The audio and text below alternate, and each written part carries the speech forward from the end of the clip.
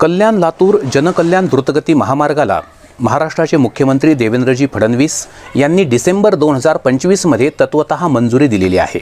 त्यानुसार MSRDCनं या रस्त्याचा DPR म्हणजेच सविस्तर प्रकल्प अहवाल तयार करण्याचं काम सुद्धा केलंय आणि येत्या 18 महिन्यांमध्ये म्हणजे 1.5 वर्षामध्ये या रस्त्याच्या प्रत्यक्ष बांधकामाला सुरुवात होईल। हा रस्ता 442 किलोमीटर लांबीचा असेल आणि यासाठी 35,000 कोटी रुपयांचा खर्च अपेक्षित आहे।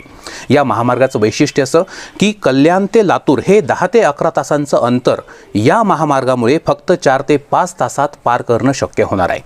माळशेज घाट बोगदा हे सुद्धा या रस्त्याचं एक महत्त्वाचं वैशिष्ट्य आहे। सह्याद्री पर्वतरांगा कोरून 8 किलोमीटर लांबीचा माळशेज घाट बोगदा या ठिकाणी या महामार्गावरती तयार केला जाणार आहे।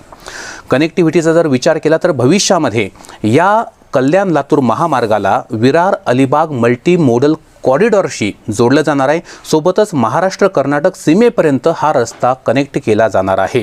थोडक्यात हा महामार्ग मराठवाड्याच्या औद्योगिक कृषी आणि आर्थिक विकासासाठी एक गेम चेंजर त्या ठिकाणी ठरणार आहे। जर आपण पाहिलं की कोणत्या जिल्ह्यातून हा महामार्ग जातोय तर त्याच्यामध्ये एकूण 6 जिल्हे आहेत, ठाणे, पुणे, अहिल्यानगर, बीड, धाराशिव आणि लातूर।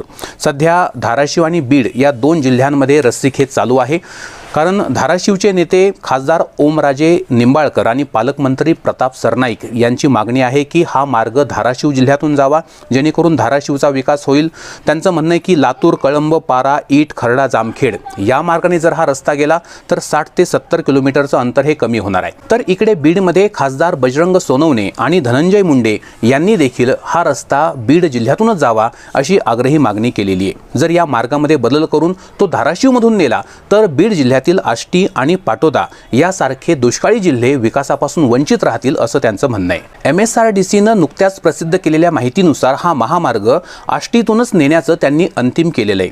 आष्टी, पाटोदा, बीड, केज याच मार्गे हा महामार्ग जात असल्याचं सध्या तरी समजतंय। अहिल्यानगर जिल्ह्यातील स्थानिक नेत्यांनी देखील लातूर कल्याण महामार्ग हा बीड जिल्ह्यातूनच जावा अशी आग्रही मागणी केली आहे, कारण जर तो धाराशिव मार्गे वळवला गेला तर अहिल्यानगर जिल्ह्यातील काही भागांच्या कनेक्टिव्हिटीवर विपरीत परिणाम होणार आहे। सरकारने आणि MSRDCने या दोन्ही जिल्ह्यांच्या म्हणजे बीड आणि धाराशिव या दोन्ही जिल्ह्यांच्या मागण्यांची दखल घेतली आहे आणि सुवर्ण मध्य साधण्याचा प्रयत्न केलेला आहे। MSRDCचं म्हणणं आहे की तांत्रिक सुलभता आणि आर्थिक फायद्याचा विचार करूनच आम्ही अंतिम निर्णय घेणार आहोत। शक्यतो आष्टी, पाटोदा आणि कळंब या तिन्ही भागातून कशा प्रकारे रस्ता नेला जाईल यासाठी MSRDC सध्या विचार करतेय। तर मित्रांनो, या रस्त्याबद्दल तुमचं मत काय आहे? या रस्त्यामुळे खरोखरच मराठवाड्याचा विकास होईल का? तुमचं मत कमेंटमध्ये नक्की कळवा। हा व्हिडिओ जास्तीत जास्त शेअर करा। माहिती आवडली असेल तर लाईक करून पेजला फॉलो करा। धन्यवाद।